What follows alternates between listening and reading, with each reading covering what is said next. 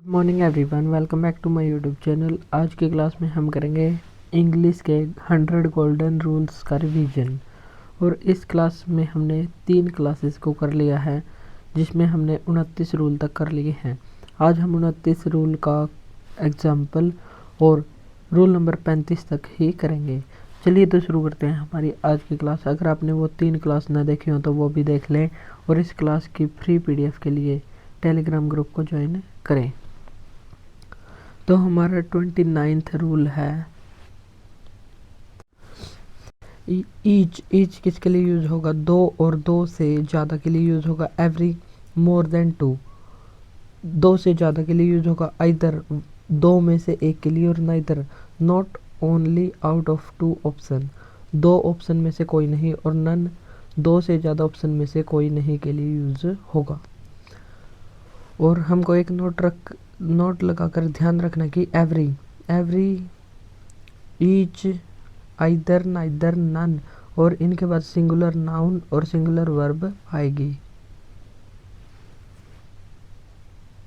और ये एडजेक्टिव के जैसे यूज होते हैं, ईच आइदर नाइदर नन, और इनके बाद अगर ऑफ हो तो प्लूरल नाउन और सिंगुलर वर्ब आएगी, और ये प्रोनाउन के रूप में यूज होंगे। ईच प्रोनाउन और एडजेक्टिव दोनों होता है, और एवरी ओनली एडजेक्टिव होता है, और एडजेक्टिव के बाद प्रोनाउन हमेशा ही आता है। तो एडजेक्टिव प्रोनाउन की तरह यूज नहीं होगा, एवरी प्रोनाउन की तरह यूज नहीं होगा, लेकिन ईच हो सकता है। ईच इंडिविजुअल और पार्टिकुलर सेंस में यूज होगा, और एवरी ये ग्रुप को डिनोट करेगा। जैसे each boy has a car, तो ईच के बाद सिंगुलर नाउन और सिंगुलर वर्ब आएगी। जैसे every boy has a pen, तो एवरी के बाद सिंगुलर नाउन और सिंगुलर वर्ब ही आएगी। नाइदर सिंगुलर वर्ब और सिंगुलर नाउन और सिंगुलर वर्ब आएगी। Neither none pen writes. Either of the to boys gets या गेट अ प्राइज। आइदर या नाइदर या ईच या एवरी, इनके बाद ऑफ आए तो प्लूरल नाउन आएगा और सिंगुलर वर्ब। तो यहाँ पर प्लूरल नाउन यानी कि टू बॉयज प्लूरल है, और गेट तो है प्लूरल वर्ब, और यदि एस लगा दिया जाए तो ये हो जाएगी सिंगुलर, तो गेट्स हो जाएगा सिंगुलर वर्ब। तो आइदर ऑफ के बाद प्लूरल नाउन और सिंगुलर वर्ब आएगी। नेक्स्ट है neither of the two questions. Neither के बाद आया है ऑफ, तो यानी कि प्लूरल नाउन और singular verb is correct. None of the four, यानी कि दो से ज़्यादा में से कोई नहीं, क्वेश्चन इज करेक्ट। तो क्वेश्चंस ये हो गया प्लूरल नाउन, और ये हो गई singular verb. Almost, nearly, practically और अप्रोक्सीमेटली, इनके बाद हमेशा ही एवरी आएगा, तो ये भी हमको ध्यान रखना है। Next rule number 30, everybody, anybody, somebody, nobody, everyone और नो वन, ये पर्सन या लिविंग के लिए यूज होते हैं, और नथिंग, समथिंग, एनीथिंग, एवरीथिंग ये नॉन लिविंग के लिए यूज होते हैं। थिंग नॉन लिविंग के लिए, और बडी ये पर्सन या लिविंग के लिए यूज होते हैं। और नोट रखकर ध्यान रखने की प्रोनाउन सिंगुलर होता है, और सिंगुलर वर्ब ही इसके साथ यूज होती है। जैसे समवन हैज़ या हैव स्टोलन माई बुक, तो समवन इनके साथ हमेशा ही सिंगुलर वर्ब का यूज होगा। Anybody can do this work if they try, तो दे की जगह आएगा वन, और ट्राई की जगह आएगा tries. Nothing but some books was ever available, तो यहाँ पर वॉज सही हो जाएगा, क्योंकि ये सिंगुलर प्रोनाउन की तरह कार्य करता है, और सिंगुलर वर्ब इसके साथ आएगी। नोबडी या nothing but some boys was ever absent, तो नथिंग तो यहाँ पर गलत हो जाएगा, तो नोबडी, ये क्योंकि बॉयज हैं, लिविंग है, nobody but some boys was absent. तो हमको ध्यान रखना कि नोबडी, नथिंग, समथिंग ये सभी सिंगुलर प्रोनाउन की तरह यूज होते हैं, और इनके साथ हमेशा सिंगुलर वर्ब आएगी। Next rule number 31, no preposition plus adverb. Adverb से पहले कोई भी प्रीपोजिशन नहीं आएगी। और एडवर्ब कौन होते हैं? जो वेयर यानी कि प्लेस का आंसर देते हैं, व्हेन टाइम का आंसर देते हैं, वाई रीजन का आंसर देते हैं और हाउ मैनर का आंसर देने वाले कहलाते हैं एडवर्ब। जैसे you should work with carefully, carefully यहाँ पर क्या है, तो केयरफुली है एडवर्ब, और एडवर्ब और वर्ब के बीच कोई भी वर्ड नहीं आ सकता जो इन दोनों को ब्रेक करे, तो ये हो जाएगा ऑब्जेक्टिव कॉम्प्लीमेंट और ये है ऑब्जेक्ट। ऑब्जेक्ट और ऑब्जेक्टिव कॉम्प्लीमेंट के बीच कोई भी वर्ड नहीं आ सकता जो इन दोनों को अलग करे, तो इसलिए यहाँ पर नहीं आएगी प्रीपोजिशन।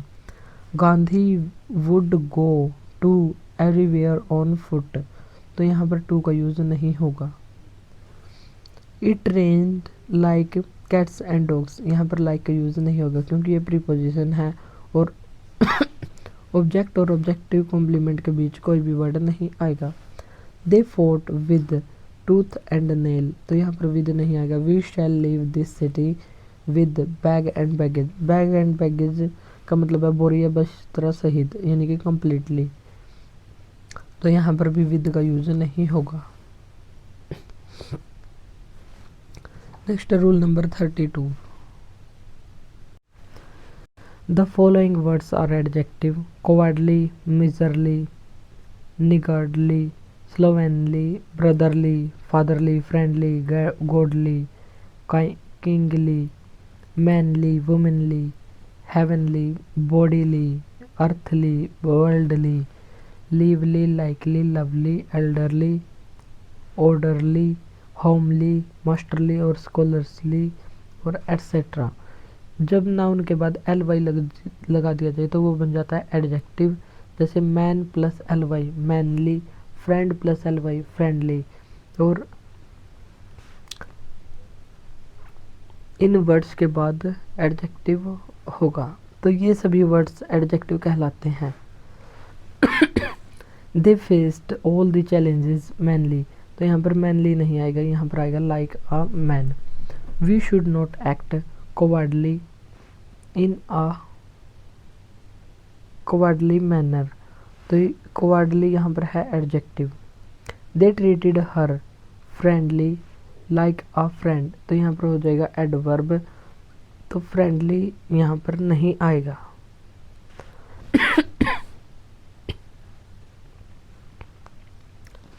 एक और बात हमें ध्यान रखने की, प्रीपोजिशन के बाद ऑब्जेक्ट आएगा और ऑब्जेक्ट एडजेक्टिव या एडवर्ब दोनों ही हो सकता है, और एडवर्ब वर्ब की विशेषता बताता है। Rule number 33। Use no article with the names of the following names, इन नेम्स के आगे कभी भी आर्टिकल का यूज नहीं होगा। जैसे मील्स कोई भोजन है, गेम्स किसी खेल का नाम है, सिटीज़ किसी शहर का नाम है, लेक्स झील का नाम है, कॉन्टिनेंट महाद्वीप का नाम है, मंथ्स महीना, माउंटेन पीक्स जो पर्वतों की चोटियां हैं, फेस्टिवल्स त्योहार, रिलीजन्स धर्म, सब्जेक्ट्स कोई विषय, लैंग्वेज भाषाएं, आर्ट्स कला, कलर रंग, डिजीज बीमारी जैसे मीजल्स, डेज दिन, इन सभी के पहले कोई भी आर्टिकल नहीं लगेगा। जैसे हम एग्जांपल देख लेते हैं, we are learning the English, तो द यहाँ पर नहीं लगेगा क्योंकि इंग्लिश एक लैंग्वेज है। The football is the most popular game in the world, तो वर्ल्ड एक है तो यहाँ पर आर्टिकल लगेगा, लेकिन द फुटबॉल, फुटबॉल एक गेम का नाम है इसलिए यहाँ पर द नहीं लगेगा। He lost the football that you save me, that you gave him, तो यहाँ पर फुटबॉल गेम के लिए नहीं आया बल्कि खेल के लिए आया है, तो यहाँ पर द लगेगा। तो यहाँ पर लगेगा the red is my favourite colour, तो यहाँ पर रेड कलर के लिए आया है इसलिए द नहीं लगेगा। The red colour has the longest wavelength, तो यहाँ पर कलर की विशेषता बता रहा है कि लाल रंग वेवलेंथ, लाल रंग की वेवलेंथ सबसे अधिक होती है, तो यहाँ पर इसकी विशेषता बता रहा है इसलिए यहाँ पर द का यूज़ होगा। Next rule number 34। Call, appoint, make, choose, name, elect, think, consider, इनके बाद एज का यूज नहीं होगा, और define, treat, view, regard, describe, know, इनके बाद एज का यूज होगा। एग्जाम्पल देख लेते हैं इसका। दे हैव नेम्ड, तो यहाँ पर है named the project as the last leaf, तो यहाँ पर है ऑब्जेक्टिव कॉम्प्लीमेंट। ऑब्जेक्टिव कॉम्प्लीमेंट और ऑब्जेक्ट के बीच कोई भी वर्ड का यूज नहीं होगा, तो यहाँ पर एज का यूज नहीं होगा। Mohan thinks himself age wise, तो वाइज कौन है? हिमसेल्फ, यानी कि मोहन है। ये ऑब्जेक्ट और ऑब्जेक्ट की विशेषता बता रहा है, ऑब्जेक्टिव कॉम्प्लीमेंट, तो यहाँ भी एज का यूज नहीं होगा। People called Gandhi ji as Bapu, तो यहाँ पर भी एज का यूज नहीं होगा। They all treated the stranger as a guest, तो यहाँ पर ट्रीट वेलकम, जो हमने वर्ड देखे थे जैसे कि treat, welcome, view, define, describe, know, regard, इनके साथ हमेशा ही एज का यूज होगा। जैसे they all treated the stranger as guest, we shall welcome him as a celebrity, तो यहाँ पर ये होगा एडवर्ब। एडवर्ब के साथ प्रीपोजिशन आएगी। और एक नोट लगाकर हमको बात ध्यान रखने की, ऑब्जेक्ट और ऑब्जेक्टिव कॉम्प्लीमेंट के बीच कोई भी वर्ड नहीं यूज होगा। Next rule number 35, possessive adjective के बाद जीरंड, ये वर्ब की फर्स्ट फॉर्म के साथ आईएनजी लगेगी। और पोजेसिव एडजेक्टिव कौन कौन से होते हैं? My, his, her, your, its, their, तो ये होते हैं पोजेसिव एडजेक्टिव और इनके बाद वर्ब की फर्स्ट फॉर्म यानी कि जीरंड लगेगी। जैसे you telling lies enraged the manager, तो यहाँ पर है टेलिंग। टेलिंग मतलब जीरंड फॉर्म है और जीरंड से पहले लगेगा पोजेसिव एडजेक्टिव, तो यू का पोजेसिव एडजेक्टिव हो जाएगा your. They did not approve of them staying, तो यहाँ पर है वर्ब की फर्स्ट फॉर्म के साथ आईएनजी, तो देम नहीं, इसका पोजेसिव एडजेक्टिव लगेगा their. He does not mind me leaving early, तो वर्ब की फर्स्ट फॉर्म से पहले लगेगा पोजेसिव एडजेक्टिव यानी कि माई का यूज यहाँ पर होगा। तो आज की क्लास में हम 35 तक ही करेंगे, बाकी 35 से 50 तक कल की क्लास में हम करेंगे। तो इस प्रकार 10 दिन में हम 100 गोल्डन रूल्स को कंप्लीट कर लेंगे। तो आज के लिए इतना ही, मिलते हैं नेक्स्ट वीडियो में। क्लास अच्छी लगी तो इसको लाइक और शेयर ज़रूर करें। Thank you.